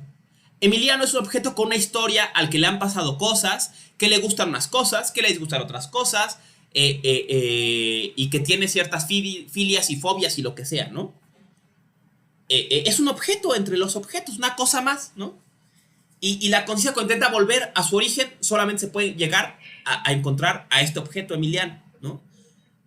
Que no es, sabemos, su punto de partida, sino es un objeto entre los objetos, ¿no? Y Sartre lo expresa con un ejemplo bellísimo que a mí me encanta, ¿no? Que es el ejemplo, yo hice eso, ¿no?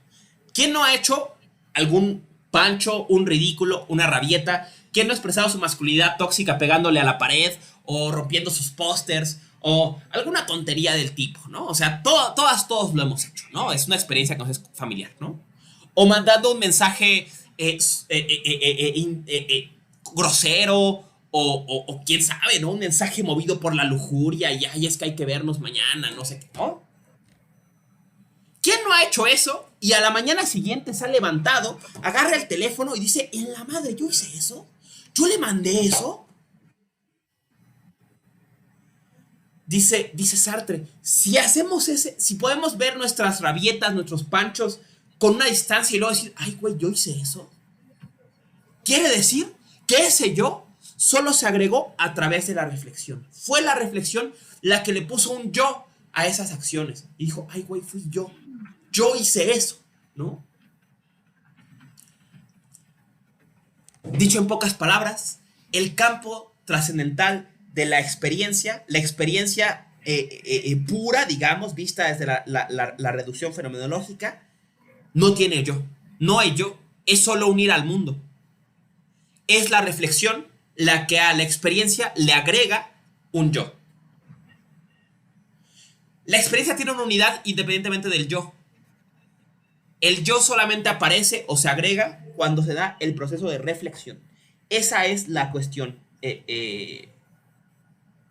crucial, ¿no? Luego vendrá, bueno, un primer intento de teoría de las emociones, ¿no? Habla, por ejemplo, de las cualidades, de los estados, las cualidades del yo y cómo se asocian entre la conciencia y el yo, ¿no? Un ejemplo muy general de esto, ¿no? Y este es otro ejemplo que les va a ser familiar, ¿no? Cuando alguien, tienes una afección con alguien, ¿no? Alguien te dice algo mal puesto, o te hace caras, o por algo no te gusta y te enojas con la persona, o te muerde la mano de alguna forma, ¿no? Te roba tus cosas, no sé, algo te hacen y no te hace gracia. En el momento sientes repulsión, ¿no? Güey, ¿no? Entonces te da repulsión la persona, ¿no? ¿No? Por decir, ¿no? O sea, yo me peleo con Panchito, ¿no? Entonces, Panchito me hace caras un día que hago algo, entonces digo, ay, güey, ¿no? Y entonces me genera repulsión. Entonces pasan 6 meses, ¿no? Y a los 6 meses me encuentro a Panchito. Ah, ¿qué pedo, güey? ¿Cómo estás? Y estamos platicando y a los 10 minutos digo, me acuerdo, ¿no? Ay, güey, si yo estaba enojado contigo. Dice Sartre, aquí está la distinción entre la conciencia, el plano trascendental de la conciencia y el yo reflexivo. ¿Cuál es la diferencia fundamental? La espontaneidad.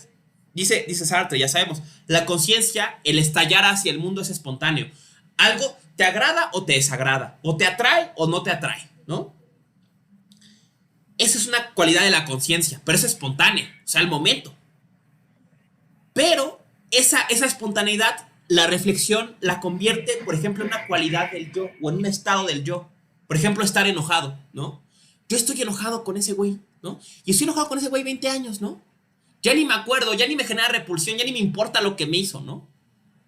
Pero yo ya incluí en la narrativa de la cosa del objeto Emiliano, que entre sus cualidades es que está enojado con Panchito. Y pinche Panchito para siempre es un culero, ¿no? Disculpen mi lenguaje florido, ¿no? Pero bueno, ¿no? O sea, Panchito feo para siempre, ¿no? Pero dices una cualidad, eso es una cosa reflexiva que tú agregas al objeto yo. En la conciencia tú puedes que vas a Panchito y ya te da igual. O el caso contrario, que también es dramático, ¿no? Ay, Juanito, es que me encantas, Juan. Juan es el hombre más bello, el más guapo, el más sensual. Y esos gestos que tiene, y Panchito es hermoso, ¿no? Ese es bueno, y en amigos y amigas siempre me pasa, ¿no?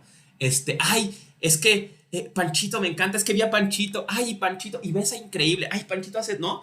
Panchito es maravilloso, y estás enamoradísimo, sientes una atracción increíble por Panchito, intelectual, sexual, emotiva, física, lo que quieras, ¿no? Pero un día, Panchito se convierte en Juan, y luego Juan pasa a convertirse en ese güey, y luego ese güey pasa a convertirse en contacto de WhatsApp, ¿no? Y entonces de pronto te das cuenta que tú, que habías asociado a tu yo la propiedad de estar enamorado de Panchito, un día ves a Panchito y Panchito es insoportable, ¿no? ¿Dónde quedó ese acto espontáneo de atracción? Pues quedó en esa conciencia pasada, ¿no? O sea, yo me acuerdo perfectamente de cuando estaba enamoradísimo de todas mis parejas, ¿no? Y no, ese chico, esa chica es lo máximo, ¿no? Me encanta, es lo mejor, todo lo que hace es increíble.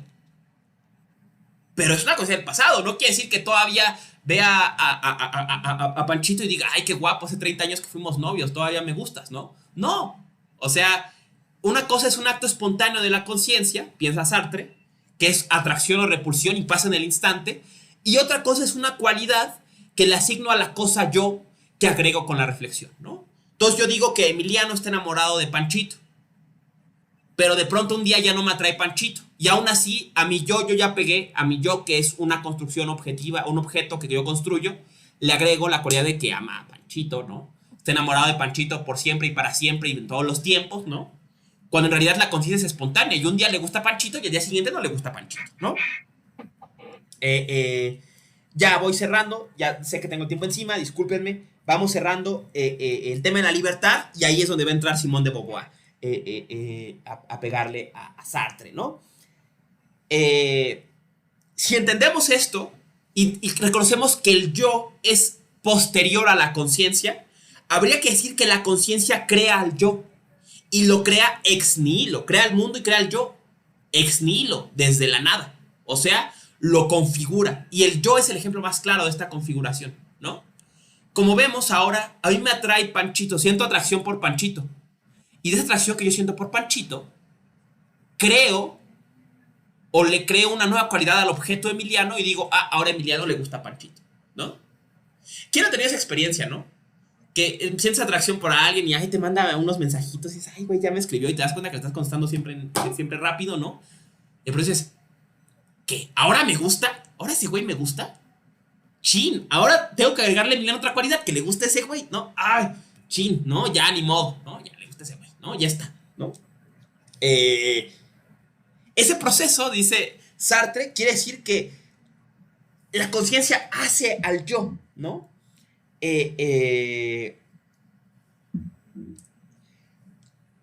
La conciencia hace al mundo, digamos, ¿no? Lo configura en el acto de ir hacia él y dentro del mundo se hace a sí mismo, ¿no? Dice Sartre, dirá años después, en su conferencia de 45, el existencialismo es un humanismo, ¿no? La infame conferencia del existencialismo es un humanismo, ¿no? Dice, el ser humano dice qué es la esencia de todo, ¿no? Dice para qué es todo, digamos, ¿no? Esto, el teléfono es para llamar, ¿no? Y la botella es para tomar agua, y la manzana es para saciar mi hambre, y los ríos son para secarlos y construir corredores viales sobre ellos, ¿no? Y todo es para algo, ¿no? Y esta banca es para sentarse y no para patinar, y esta pared es para adornar y no para que tenga un graffiti, ¿no? Yo ya dije para qué es todo, ¿no? Dice, pero el llamado existencialismo ateo de Sartre lo que implica es, si no hay un Dios que nos experimenta a nosotros como objetos,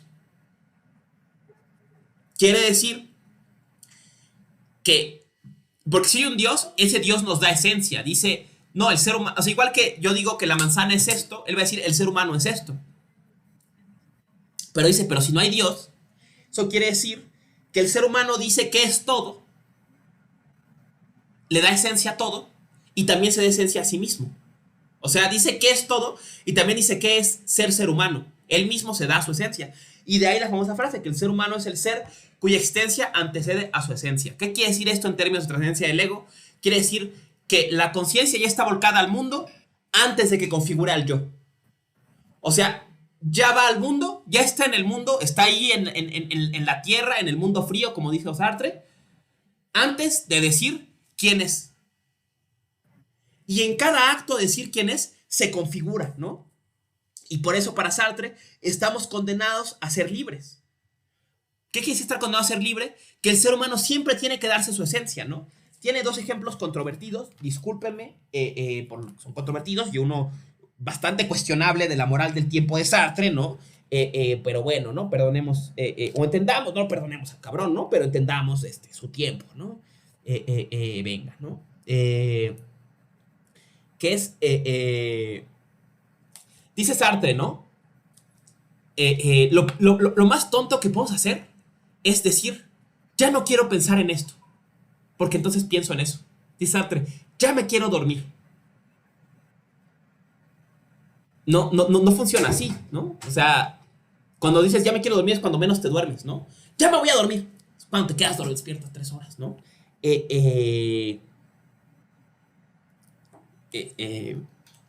Bueno, ese no es el ejemplo. No entramos en el ejemplo. Creo, ya, voy a dar atención sobre el otro ejemplo, que es, insisto, un ejemplo controvertido, entendamos en su tiempo, sin reprobarlo, ¿no?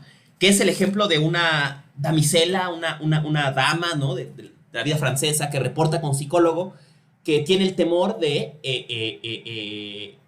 entregarse a la sexualidad desenfrenada, ¿no?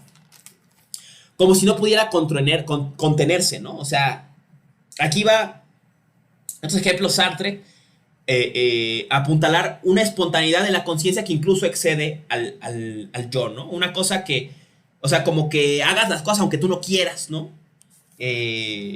Aunque tú quieras decir no a mí, yo, por ejemplo, ¿no? No, yo soy fiel y yo nunca hago esas cosas, ¿no?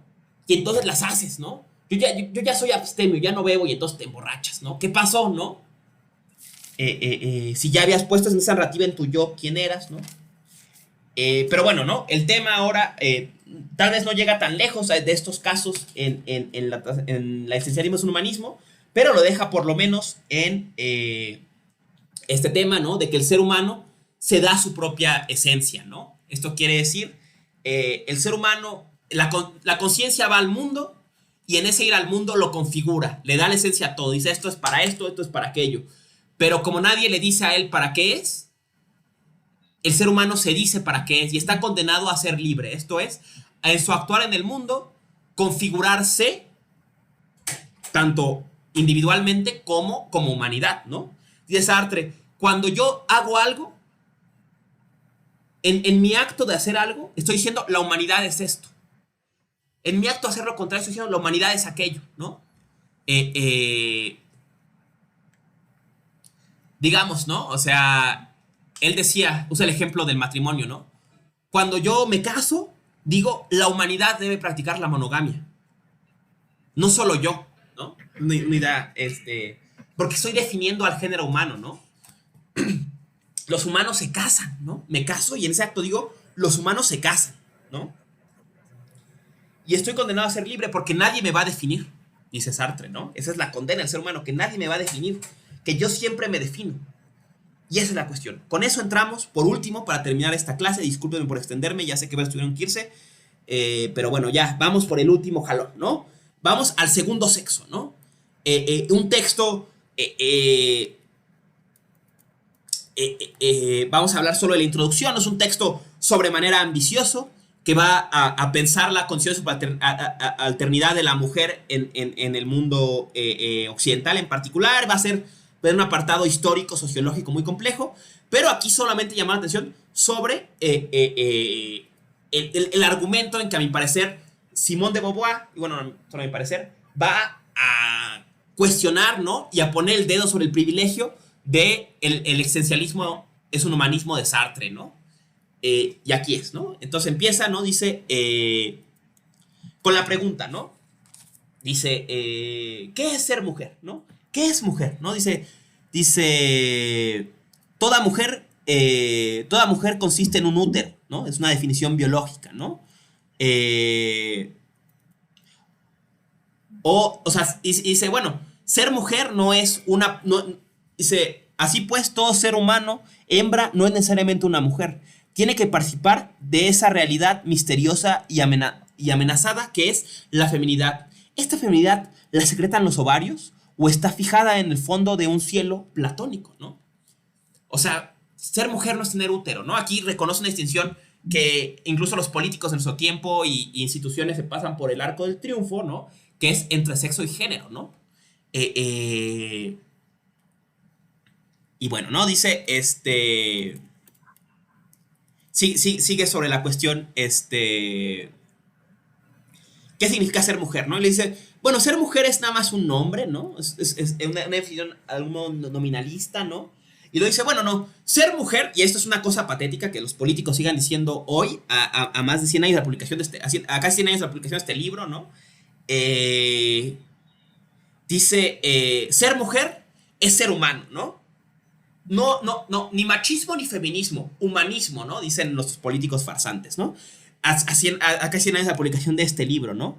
Dice, no es así, ¿no? Dice, a un hombre no se le ocurriría la idea de escribir un libro sobre la singularidad de situación que ocupan los varones. Si quiero definirme, estoy obligada, antes que nada, a declarar, soy mujer. Esta verdad constituye el fondo del cual se extrae todas las demás afirmaciones. Un hombre no comienza jamás por presentarse como individuo de un determinado sexo.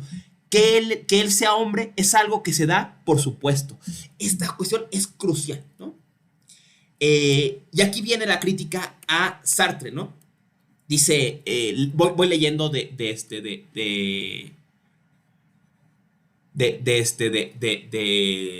partes, ¿no? Dice, la mujer tiene ovarios, un útero, he ahí condiciones singulares que le encierran en su subjetividad. Se dice tranquilamente que piensa con sus glándulas. El hombre se olvida olímpicamente de su anatomía, comporta también hormonas y testículos, considera su cuerpo como una relación directa y normal con el mundo, que él cree aprender en su objetividad, mientras considera el cuerpo de la mujer como un apesumbrado por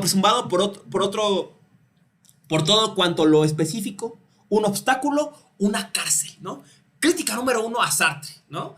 Ah, señor Sartre, sí, el mundo se nos abre, ¿no? Reducción fenomenológica y la mamada, ¿no? El mundo se nos abre, discúlpenme, hoy estoy muy apasionado, esta clase me gustó mucho, o sea, me gustó mucho prepararla, no creo que no la di muy bien, pero estoy muy apasionado con el tema, ¿no? Perdón porque se me va la onda y se me sale el barrio, ¿no? Pero bueno, ¿no? Y nos abrimos al mundo. Y dice la reducción fenomenológica, ¿no? Entonces, supone que uno suspende sus prejuicios y entonces se nos presenta la experiencia como es. Claro, a una mujer se le presenta por sus hormonas y ay, es que ya te va a bajar. Y ay, es que tú porque eres muy hormonal. Ay, estás bien hormonal, ¿no? Y el mundo del hombre sí es objetivo, ¿no? Está uno acá enloquecido por la pinche testosterona, sintiéndose que es lo máximo y que a la vez tiene que probarle a todo el mundo que es el macho alfa, pero tu mundo sí es el mundo objetivo y tú estás viendo la experiencia, ¿no? El cuerpo del hombre es la experiencia y el cuerpo de la mujer es la cárcel, ¿no? Pedrada disimulada y no tanto a la idea de fenomenología. Pero aquí viene la pedrada crucial, ¿no? Dice, La humanidad es macho y el hombre define a la mujer no en sí misma, sino con relación a él. Y ella no es otra cosa que lo que el hombre decida que sea. Así se la denomina el sexo, queriendo decir con ello que a los ojos del macho aparece esencialmente como un ser sexuado. Para él ella es sexo, por consiguiente lo es absolutamente. La mujer se determina y se diferencia con la relación al hombre y no éste con relación a ella. La mujer es lo inesencial frente a lo esencial. Él es el sujeto, él es el absoluto, ella es lo otro. Ahí está la genialidad de Simone de Beauvoir. El hombre es el arquitecto de su propio destino. El hombre es el ser cuya esencia antecede a su esencia, sí y no. El hombre masculino, blanco, heterosexual, es el hombre cuya esencia antecede a su esencia, que se hace y define a la humanidad desde su posición. Pero a las y los subalternos, a los otros, también nos define, ¿no? Y ahora, Simone de Beauvoir dice, esta otredad no solamente se limita al otro sexo, ¿no? No solo se limita a la mujer, ¿no? No solo la mujer se define en términos del otro del hombre, ¿no? Hay un montón de otros del hombre, ¿no? Y dice, así se define al negro, se define al esclavo, al latino, a la persona sexogenéricamente disidente, ¿no? En términos de el otro del hombre cis, ¿no? Blanco, heterosexual, europeo, ¿no? Entonces, realmente no estamos tan condenados a ser libres, ¿no? No es algo dado, esa libertad sartreana no es algo dado, ¿no? Más bien, esa libertad es un acto de violencia, en la cual una parte de la humanidad se volvió el hombre. El ser humano es ¿no? Y entonces el hombre nos despachó a todas y a todos los demás, ¿no? Y esto es ser el hombre y lo demás es pura política, dice el dicho español. Esto es la vida, lo demás pura política, ¿no? Y dice, esos otros, ¿no? El gran reto de nuestro tiempo, piensa Simone de Beauvoir, es que esos otros creen su propia identidad, ¿no? O digamos que tomen esa libertad, ¿no? Pero no esa libertad a la que estamos condenados, sino que debemos apropiarnos, ¿no? Dice, otras alteridades ya lo han hecho, ¿no? Y piensa en el caso de la identidad negra, por ejemplo, ¿no? Concluyo, ¿no? Con este pasaje, ya disculpen esta clase que se extendió ya 10 minutos más. Aquí va, ¿no? Dice, ¿cómo puede realizarse un ser humano en situación de mujer? ¿Qué camino le está abierto? ¿Cuáles desembocan en callejones sin salida? ¿Cómo encontrar la independencia en el seno de la dependencia? ¿Qué circunstancias limitan la libertad de la mujer? ¿Puede esta superarlas? He aquí las cuestiones fundamentales que desearíamos dilucidar, que desearíamos dilucidar. Es decir, que interesándonos por las oportunidades del individuo, no definimos tales oportunidades en términos de la felicidad, sino en términos de libertad, ¿no? ¿Qué está aquí trasluciendo, no? El acto de definirse es un acto de libertad, pero es un acto que tiene que ganarse, ¿no? No estamos condenados a ser libres, estamos condenados a ser determinados por otro, como subalternos, ¿no? O sea, somos el otro del hombre, siempre, ¿no? Y es nuestro desafío, no solamente de las mujeres, sino de todas y todos los subalternos, definirnos desde nuestra otredad, ¿no? Yo soy esto, ¿no?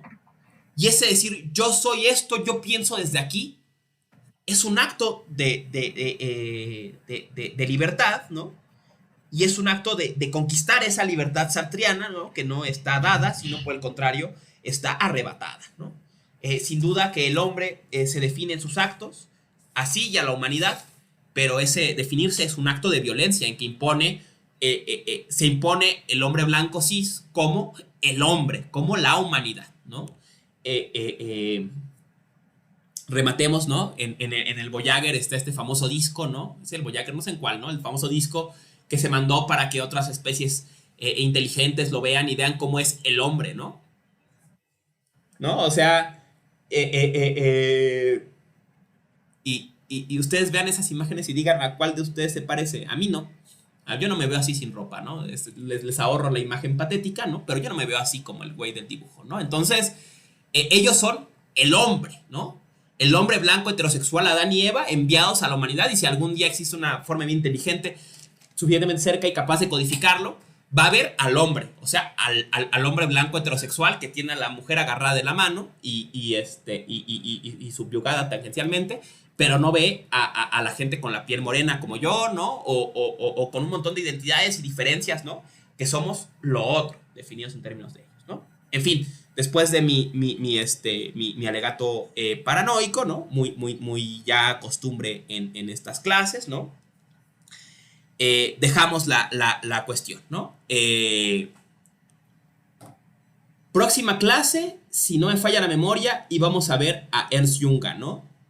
Si es así, bueno, digamos la clase de Ernst Junger, aunque no hay que equivocar en el orden, no importa. Lean la movilización total. Si solo pueden leer una cosa, lean el texto llamado La movilización total. Si pueden leer algo más, échenle un ojo, al menos ojeen El Trabajador, sobre todo la segunda parte del Trabajador. Ojéenla por lo menos, lean las primeras páginas o lo que alcanzan a leer, y lean acerca del nihilismo, el texto que le envía Junger a Heidegger cuando cumple 70 años, ¿no? Échenle un ojo a eso. Y bueno, están todos en la bibliografía de la clase, ¿no? Pero igual ojeen la emboscadura, ¿no? Al menos las primeras 3 o 4 apartados son muy breves, son muy interesantes sobre la experiencia de el fascismo, ¿no? Que cómo era estar en el mundo de la Alemania nazi, ¿no? Y cómo eran los mítines y todo el rollo, y cómo era resistir en ese tiempo, ¿no? Vamos a ver en la siguiente clase entonces a Ernst Junger, ¿no? Dejo hasta aquí la transmisión y me quedo unos minutos más para preguntas y comentarios en el Jitsi. Muchas gracias por la clase en YouTube y nos vemos la semana que viene. Espero os haya gustado la